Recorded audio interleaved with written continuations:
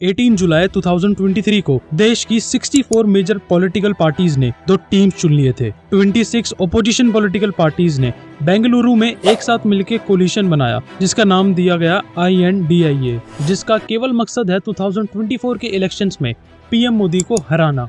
लेकिन उसी दिन दिल्ली में करंट कोलिशन गवर्नमेंट NDA के भी 38 पार्टीज की उस दिन मीटिंग हुई, जिसका मकसद भी सिर्फ एक था कि किसी भी हाल में 2024 के इलेक्शंस में पीएम मोदी को वापस से जिताना। अब इस महागठबंधन में ये दोनों ही अलायंस कितने ज्यादा कारगर साबित होंगे और फाइनली 2024 के इलेक्शंस में कौन जीतेगा और फिर हमारे देश का प्रधानमंत्री बनेगा कौन, क्योंकि 18 जुलाई को INDIA के मेजर अलायंस कांग्रेस ने तो ये बात क्लियर कर दी कि उनकी पार्टी में से कोई भी पीएम बनने में इंटरेस्टेड नहीं है।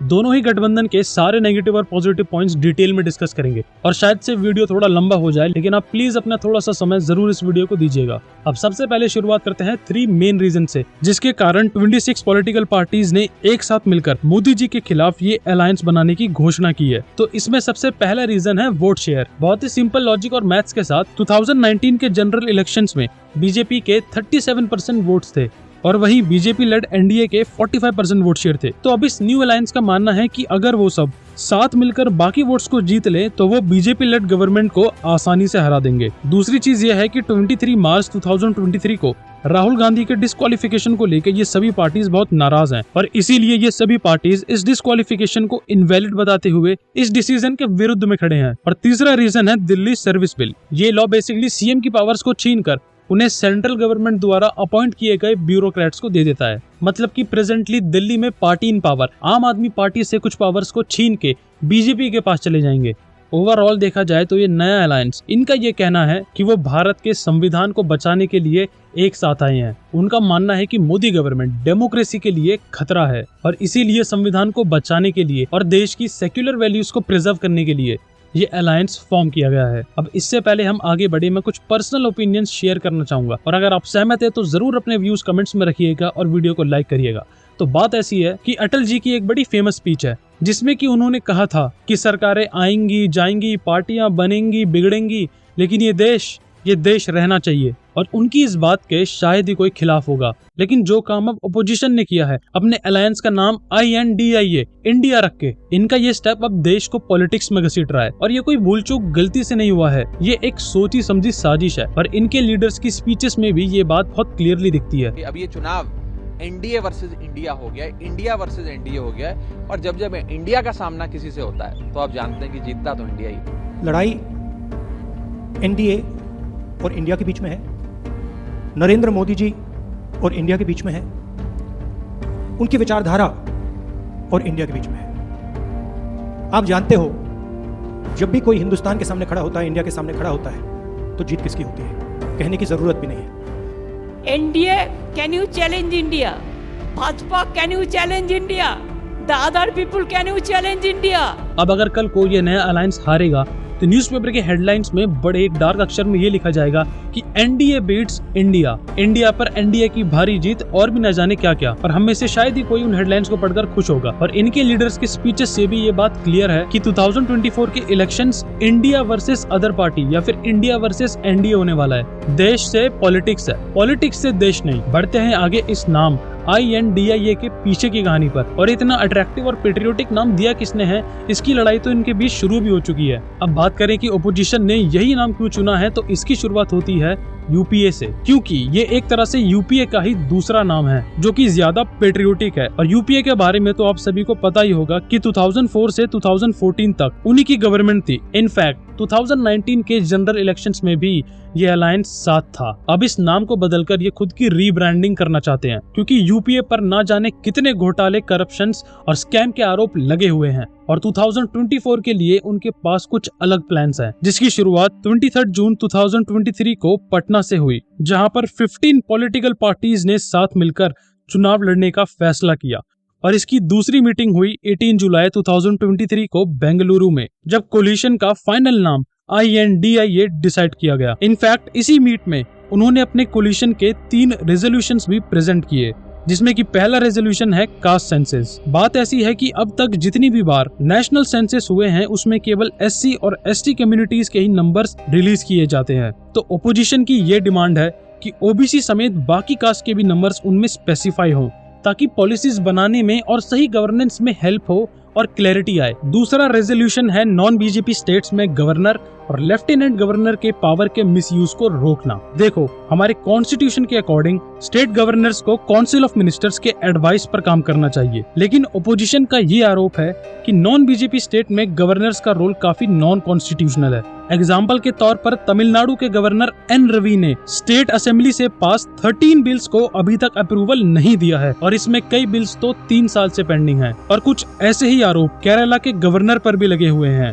तीसरा रेजोल्यूशन है सेंट्रल एजेंसीज जैसे कि सीबीआई और ईडी का ओपोजिशन लीडर्स पर टारगेटेड अप्रोच को रोकना। तो अब इन तीनों रेजोल्यूशंस को लेके ओपोजिशन अपने कैंपेन्स रन करने वाला है। अब इससे क्या 2024 के इलेक्शंस वो मोदी जी को जीतने से रोक पाएंगे क्या? इसको समझने के लिए हमें दोनों ही अलायंसेस एनडीए और आईएनडीए के पॉजिटिव और नेगेटिव पॉइंट्स को गौर से एग्जामिन करना होगा। सबसे पहले शुरुआत करते हैं आईएनडीआईए के प्रोज या पॉजिटिव पॉइंट से, जिसमें कि सबसे पहली चीज है उनका नाम। द हिंदू के न्यूज़पेपर के अकॉर्डिंग ओपोजिशन का आईएनडीआईए नाम बीजेपी के नेशनलिज्म को काउंटर करने के लिए रखा गया है, जो कि हमेशा से बीजेपी का मेन प्रिंसिपल रहा है और उनकी स्ट्रेंथ भी। दूसरा एडवांटेज हो सकता है उनके बढ़ते हुए वोट शेयर्स, क्योंकि जैसा मैंने बताया है कि इंडिया कोलिजन ही यूपीए था और 2019 के इलेक्शंस में इन्हें 27% वोट शेयर्स मिले थे। अब इसकी रीब्रांडिंग के बाद इसमें कई और पार्टीज जुड़ चुकी हैं, जिससे इनका वोट शेयर 10.5% से बढ़ चुका है, टोटलिंग टू 37.5%, जो कि बहुत बड़ा एडिशन है। उनका तीसरा एडवांटेज हो सकता है भारत जोड़ो यात्रा। अगर हम बस कर्नाटका का ही एग्जाम्पल लें तो जिन 20 कॉन्स्टिट्यूएंसी से ये यात्रा गुजरी थी उसमें से 15 कॉन्स्टिट्यूएंसीज में कांग्रेस की जीत हुई है और इसीलिए कई पॉलिटिकल एनालिस्ट का ये मानना है कि भारत जोड़ो यात्रा का सीधा इम्पैक्ट कर्नाटका के इलेक्शंस में दिखा। और वैसे भी भारत के इतिहास में इन यात्राओं का डायरेक्ट पॉलिटिकल इम्पैक्ट रहा है, जैसे कि लाल कृष्ण आडवाणी की रथ यात्रा। 1984 में बीजेपी के लोकसभा में बस 2 मेंबर्स थे और इसीलिए इन नंबर्स को बढ़ाने के लिए 1990 में एलके आडवाणी ने सोमनाथ से लेके अयोध्या तक रथ यात्रा की, जिसका इम्पैक्ट इतना ज्यादा था कि 1991 के इलेक्शंस में बीजेपी के 2 सीट्स बढ़ के 120 हो गए थे। और चौथा एडवांटेज इस अलायंस के लिए होगा उनका स्प्लिट ऑफ वोट्स, क्योंकि सिंस अब ये सब मेजर पार्टीज कोलिशन के एक ही बैनर में लड़ेंगी, जिससे वोट स्प्लिट नहीं होंगे, यानी कि बीजेपी या एनडीए के अगेंस्ट आम आदमी पार्टी, कांग्रेस, टीएमसी एक्सेट्रा का एक ही सिंगल कैंडिडेट होगा। अब ये सब तो हो गए उनकी स्ट्रेंथ्स, लेकिन अब बात कर लेते हैं इस न्यू अलायंस के वीक पॉइंट्स और नेगेटिव पॉइंट्स के बारे में, जिसके कारण से वो वापस से 2024 के इलेक्शंस में पिछड़ जाएं। जिसमें सबसे पहला कारण है no face for PM. 26 party के इस कोलिशन में अभी तक पीएम के लिए सिंगल कैंडिडेट तो किसी ने चुना ही नहीं है। ऊपर से इनकी इंटरनल रिफ्ट भी शुरू हो चुकी है, क्योंकि इस अलायंस में 7 चीफ मिनिस्टर्स हैं, जिसमें कि इन तीनों के पीएम बनने की ख्वाहिश या एम्बिशन को इनकी पार्टीज खुलेआम एक्सप्रेस कर चुकी है। अब इसमें दिक्कत एक और भी है कि अगर ये अलायंस कोई भी पीएम कैंडिडेट चुनता भी है तो चांसेस है कि कई पार्टीज इस कोलिशन को तोड़ दें, और ऐसा इसीलिए सिंस ये सभी पार्टीज डिफरेंट कैंडिडेट्स को पीएम के रोल में देखना चाहती हैं, और अगर उनकी पसंद का या उनकी पार्टी का मेंबर पीएम कैंडिडेट नहीं बनता है तो ये महागठबंधन शुरू होने से पहले ही खत्म हो जाएगा। ऊपर से इन पार्टीज का आपस में भी कलेश है, तो ऐसे में ये शायद ही अपनी दुश्मन पार्टीज के लिए पीएम सीट को छोड़ेंगे, और इनके आपस के झगड़े भी खुलेआम मीडिया में दिखाई भी दिए हैं। झाड़ू के सबसे बड़े नेता आतंकवादी के घर में आपको मिल सकते हैं। आणि राहुल गांधी दुर्दैवाने होत तर नाही। माझं तर म्हणणं आहे की आयुष्यात हा नालायक तारटा देशाचा पंतप्रधान होऊ शकत नाही, होऊ शकणार नाही, आम्ही त्याला होऊ देणार नाही। The violence that takes place in Bengal, you know, the scams, the Sharda scams that have taken place. Congress खत्म हो गई है, उनके प्रश्नों को लेना बंद कर दीजिए अब। Mamata said that Rahul Gandhi is BJP's biggest asset. और ममता बनर्जी ने तो इस अलायंस को ज्वाइन करने से बस 6 दिन पहले ही बंगाल में हुए पंचायत वायलेंस के लिए राम, शाम और बाम को जिम्मेदार ठहराया था, जिसमें उनका मतलब था राम मतलब की बीजेपी, बाम मतलब की कम्युनिस्ट पार्टी और शाम मतलब कांग्रेस। दूसरा नेगेटिव पॉइंट है इंटरनल रिफ्ट, जो कि अलायंस फॉर्म होने के कुछ दिन बाद ही शुरू हो चुकी है, वो भी इस अलायंस के नाम को लेके, जैसा हमने पहले डिस्कस किया था, क्योंकि कई लोगों का कहना है कि ये नाम राहुल गांधी ने दिया था। तो कुछ का कहना है कि ममता बनर्जी और अरविंद केजरीवाल ने। तीसरा नेगेटिव पॉइंट है प्रॉब्लम विद कांग्रेस। देखो, बात ऐसी है कि कांग्रेस इस अलायंस की सबसे मेजर पार्टी है और इसीलिए उनके प्रॉब्लम्स इस अलायंस को इम्पैक्ट करेंगे। गुलाम नबी आजाद, जो जम्मू कश्मीर के एक्स सीएम और कांग्रेस के सीनियर लीडर थे, उनका कहना है कि सोनिया गांधी और राहुल गांधी के लीडरशिप में पिछले 49 इलेक्शंस में से 39 इलेक्शंस हार चुके हैं और किसी भी स्ट्रॉन्ग रीजनल लीडरशिप का होना कितना इम्पोर्टेंट है, ये हमने कर्नाटका इलेक्शंस में ही देखा है कि कैसे सिद्धरमैया और डी शिव कुमार के स्ट्रॉन्ग लोकल लीडरशिप के कारण कांग्रेस को वहां पर जीत मिली। और रीजनली राजस्थान में देखा जाए तो कांग्रेस के दो लीडर्स सीएम अशोक गहलोत और सचिन पायलट के बीच हमेशा अनबन बनी रहती है। यहाँ तक कि सचिन पायलट ने तो खुद की ही पार्टी के खिलाफ प्रोटेस्ट भी किया है। कुछ ऐसे ही हालात हैं बाकी और कांग्रेस के स्टेट्स में, जैसे कि मध्य प्रदेश, जहां दोनों ही सीएम कैंडिडेट के फेस दिग्विजय और कमलनाथ की एज 75 प्लस है और दोनों के बीच थोड़ी अनबन भी है। इनका चौथा कौन है? Disloyal politicians. बिहार के करंट सीएम नीतीश कुमार ने 2017 में कांग्रेस और आरजेडी के साथ मिलकर असेंबली इलेक्शंस लड़ा था, मगर उनकी ये कोलिशन 2 ही साल तक चली क्योंकि नीतीश कुमार अपने गठबंधन को छोड़कर बीजेपी के पास चले गए और 2020 में उनके साथ सरकार बना ली। और इसके बाद भी नीतीश कुमार ने एक और छलांग लगाई और 2022 में बीजेपी एनडीए को छोड़ वापस कांग्रेस और आरजेडी के साथ मिलकर सरकार बनाई। अब अगर इनकी ये इंस्टेबिलिटी आईएनडीए अलायंस में भी दिखी तो ये पूरे अलायंस के लिए डेंजरस साबित हो सकती है। सो ये था आईएनडीए ये कोलिशन का पूरा ओवरऑल व्यू। अब ये सक्सेसफुल रहेगा या नहीं, इसके बारे में अंदाजा लगाने के लिए हमें इनके ओपोजिशन यानी कि एनडीए नेशनल डेमोक्रेटिक अलायंस का भी ओवरव्यू लेना पड़ेगा। तो सीधे इसकी शुरुआत करते हैं। 1998 में बना एनडीए 14 पार्टीज का कोलिशन था, जिन्होंने 1998 से 2004 तक अटल बिहारी जी के अंडर गवर्नमेंट भी चलाई और फिर 2014 में इनके मेंबर्स की संख्या बढ़कर 30 हो गई, जो कि अब 2023 में 38 है। और इनका सबसे पहला एडवांटेज है इनके लीडर मोदी जी और गवर्नमेंट की पॉपुलैरिटी। देखो, ये कोई शॉकिंग बात नहीं होगी कि पूरे वर्ल्ड में पीएम मोदी की पॉपुलैरिटी दुनिया के सभी बड़े लीडर से काफी ज्यादा है और इंडिया टुडे के किए गए सर्वे के अकॉर्डिंग एनडीए की भी पॉपुलैरिटी पिछले 6 महीने में 56% से बढ़कर 67% हो चुकी है। मोरओवर उन्हीं के सर्वे में मोदी जी की परफॉर्मेंस में भी उछाल आया है। इनका दूसरा एडवांटेज है बीजेपी की शार्प कैलकुलेशन और सोशल इंजीनियरिंग। इसको समझने के लिए एक बार जरा महाराष्ट्र का एग्जाम्पल देखो। 2014 के स्टेट लेजिस्लेटिव इलेक्शंस में बीजेपी को पहले से अपनी वीकनेस पता थी, जो कि थी मराठा वोटर्स उन्हें सपोर्ट नहीं करेंगे। ये देखते हुए तब के बीजेपी प्रेसिडेंट अमित शाह ने एक मास्टर स्ट्रोक खेला। उन्होंने स्टेट के बैकवर्ड और फॉरवर्ड कास्ट के साथ साथ जनरल कास्ट पर फोकस किया, यानी मराठा जो कि स्टेट पॉपुलेशन का 30% है, उन पर फोकस करने के बदले बीजेपी ने 200 दूसरे कास्ट पर फोकस किया जिनका पर कास्ट पॉपुलेशन 5% से भी कम था। अब वैसे तो ये 5% आपको बहुत कम लग रहा होगा, लेकिन जब ये 200 कास्ट में डिवाइड होगा तो ये बहुत बड़ा नंबर बन के उभरेगा। और साथ ही में जनरल कास्ट को अपने फेवर में करने के लिए बीजेपी ने एक ब्राह्मण देवेंद्र फडणवीस जी को सीएम बना दिया।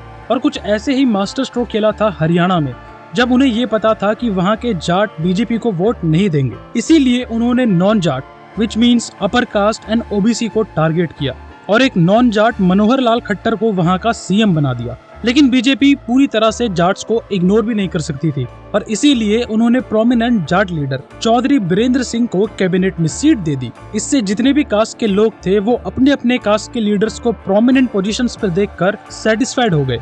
एनडीए का तीसरा प्लस पॉइंट है नो कॉन्फ्लिक्ट ऑफ इंटरेस्ट। अगर आप देखेंगे तो एनडीए की सारी पार्टीज पूरी तरह से मोदी जी को सपोर्ट करती हैं और उनका अपनी पार्टी से भी कोई भी पीएम कैंडिडेट नहीं है।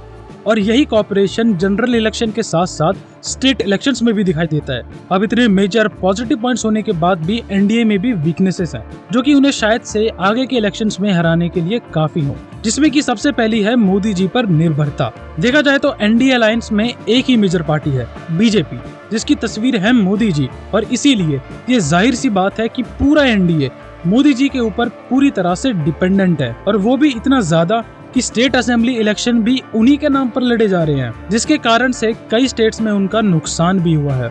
Number 2, decrease in vote share. 2019 में जनरल इलेक्शंस के बाद एनडीए के टोटल 353 एमपीज थे, जिनका वोट शेयर 45% था, लेकिन आज यही नंबर घटकर 332 हो गया है, जिनका वोट शेयर 42.9% है।